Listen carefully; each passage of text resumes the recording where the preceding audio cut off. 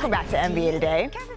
So on yesterday's show, we went over Kevin Pelton's offseason grades for each Western Conference team, and let's just say our panel had some questions. So just to provide a little bit of context, to defend his marks, reveal his grades for the East, we now welcome in the most hated man of yesterday's B Block, ESPN NBA writer Kevin Pelton. Kevin, we actually are very, very thankful that you're joining us today. But there is a question that I know Kendrick Perkins had. He lost sleep over it last night, and that is, how did the Utah Jazz, a team that had 0 draft picks, traded Rudy Gobert, plus another starter in Royce O'Neal, and maybe moving the face of their franchise down, how did that team get the highest grade in the West? Explain yourself. Please explain. Yeah, I think it's just a long-term outlook. Please. If you looked at where the Jazz were coming off that loss to Dallas in the first round, no draft pick, as you mentioned, out several future draft picks, into the luxury tax in terms of their payroll, it was going to be really difficult for them to improve. So I think it was the right time for them to rebuild. And when you look at what they got, not just for Gobert, but also Royce O'Neal, trading him to the Brooklyn Nets, you know, if you would have said before the start of the offseason, okay, they're going to trade both these guys, rebuild, maybe they get a couple of first-round picks, maybe even 3, to instead get 5, 3 of them unprotected, plus a swap, plus the rights to Walker Kessler, who just got drafted in the first round.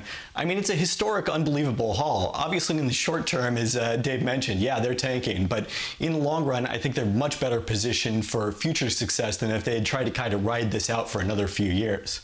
Perk, does that make you feel any better? I understand what Kev is saying, but here's my only problem. They still got the highest grade in the Western Conference. Like, I can understand if you would have gave them a B and a B plus or whatever the case may be, but not an A, Kevin. I mean, I understand the draft picks, and I get it, right? Teams want to build through the draft and all this, but look, Utah, right, still don't know what they want to do with Donovan Mitchell. And again, we have learned that every time a team, you know, have draft picks, it don't always pan out. Just look at a team like the Orlando Magic. They've been drafting forever and still haven't struck gold. Well, I think they struck gold this year, but it's been a long time coming. And I think when you look at an organization like the Utah Jazz in the city of Salt Lake, in the state of Utah, I think they kind of want to win now. Like, they want to have some success. They're still chasing the championship since Karl Malone and John Stockton. I feel like I understand. Yeah, I mean, I think that's where Danny Ainge has a different philosophy that he's brought to Utah in terms of, you know, we're not going to chase that sort of short-term success that can trap teams sometimes in the middle and, you know, focus on going as big as we can in the future. I think it's kind of similar to the Sam Hinkie philosophy in Philadelphia of, yeah, there's a lot of uncertainty about any individual draft pick. That's why let's get as many draft picks as possible, because even if a couple of them don't work out, eventually we're going to hit enough singles, doubles, home runs to make this a successful team. See, Pelton, I guess I understand where you're coming from, but for me, the hang-up is, shouldn't they get the A when that pans out, not right now? Dave, is there anything else that you want to clear up from yesterday?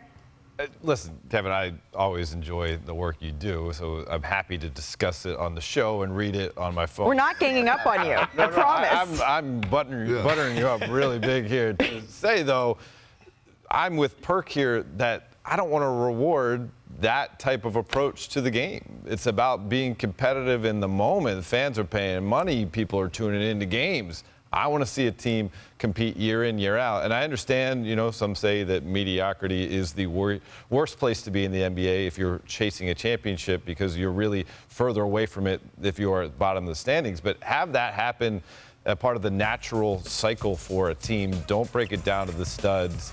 And you know, who are the free agents that are going to get to come to Utah? And who, you know, you mentioned my guy Sam Hinkie in Philly. Had they not gotten Joel Embiid, a once in a decade type of talent, that's a complete disaster as well. And so, I don't know. I like having a team that, if I'm a fan, I want to go see them. I want to watch them every night. I want to see them be competitive. But maybe that's one of the positives I will say about giving the A grade then. If no free agents, or if Utah is not a free agent destination, now all of a sudden when you own a bunch of draft picks, could they turn into something? I'm still not in on that. Or you already have a defensive player of the year and an all-star in Donovan Mitchell. Thanks for watching ESPN on YouTube. For live streaming, sports, and premium content, subscribe to ESPN+.